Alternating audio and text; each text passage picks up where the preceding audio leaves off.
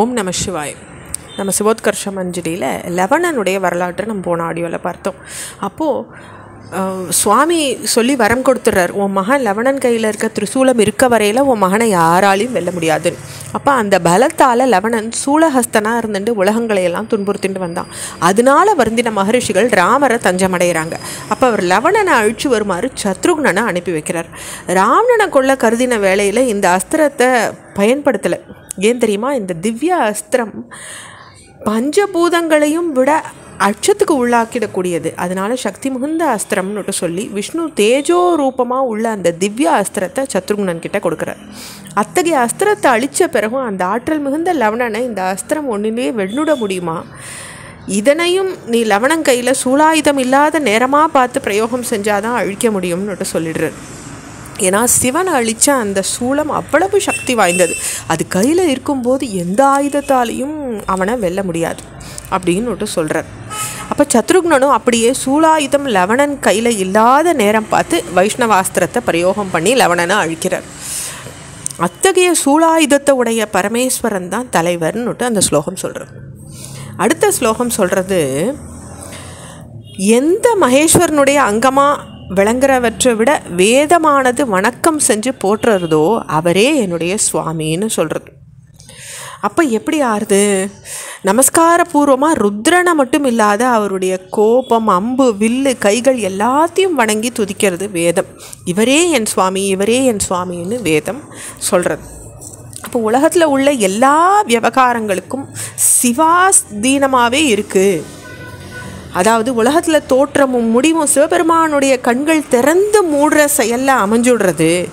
அப்படியே வேத சாஸ்திரங்களும் உயிர்களுடைய பந்த மோட்சங்களும் இறைவனுடைய உறுப்புகள் ஒரு சிறு அசைவாகவே அமைஞ்சுடுறதுன்னு இந்த ஸ்லோகம் சொல்கிறது. அப்போ உலக நடப்புகள் எல்லாமே சிவாதீனமாக இருக்கிறதுனால அவரே என் சுவாமின்னு தீட்சிதர் சொல்கிறார்.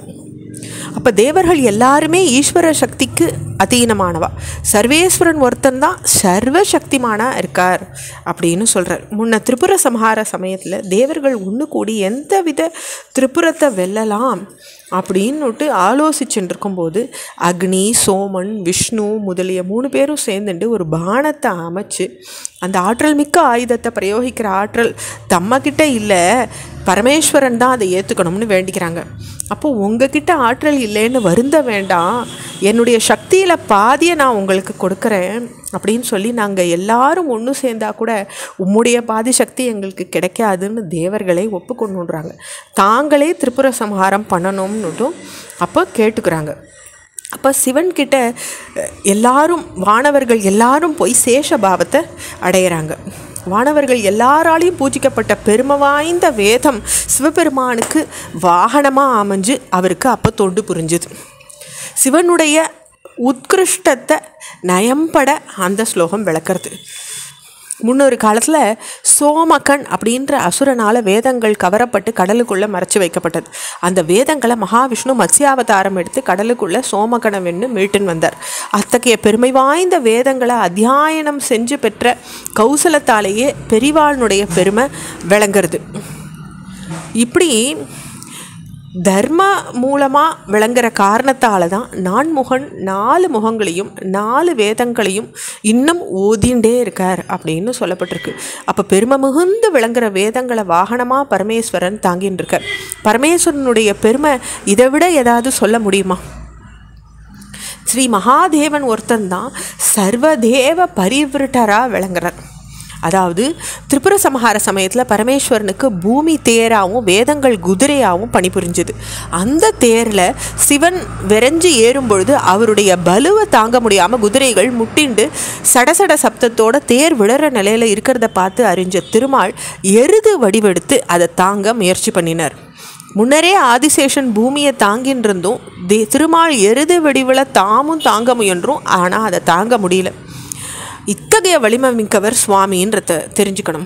அப்போ சங்கர சம்ஹிதையில் திருமால் எருதாகியும் அம்பாகியும் சிவபெருமானுக்கு தொண்டு புரிஞ்சதுக்கான விளக்கத்தை நம்ம பார்க்க முடியாது.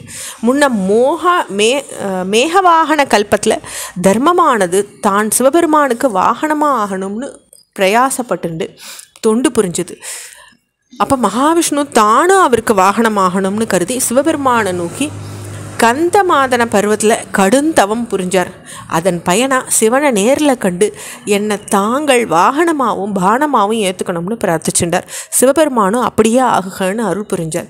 அவருடைய பெற்ற வரத்தின் காரணமாக தான் திருமால் எருதாகவும் பானமாகவும் ஆகி சிவத்தொண்டு புரிஞ்சார்னு சொல்கிறது அந்த புராணம். தொடர்ச்சியை அடுத்த பகுதியில் பார்க்கலாம். ஓம் நம சிவாய்.